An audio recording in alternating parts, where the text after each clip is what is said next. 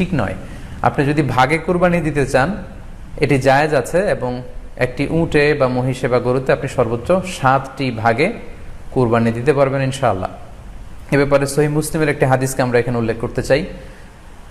সাইয়েদনা জাবের রাদিয়াল্লাহু তাআলা আনহু থেকে বর্ণিত, তিনি বলেন, ক্বালা হাজাজনা মা রাসূলিল্লাহি সাল্লাল্লাহু আলাইহি ওয়াসাল্লাম, আমরা আল্লাহ রাসূল সাল্লাল্লাহু আলাইহি ওয়াসাল্লামের সাথে হজ করেছি। ফানাহারনাল বাঈরা আন সাবআ, সেখানে আমরা উট কুরবানি দিয়েছি 7 জনের পক্ষ থেকে। ওয়াল বাকারাতা আন সাবআ, আর আমরা সেখানে গরু কুরবানি দিয়েছি 7 জনের পক্ষ থেকে। খুব সুস্পষ্ট, একটি উটে ওনারা 7 জন অংশগ্রহণ করতেন, একটি গরুতে 7 জন অংশগ্রহণ করতেন।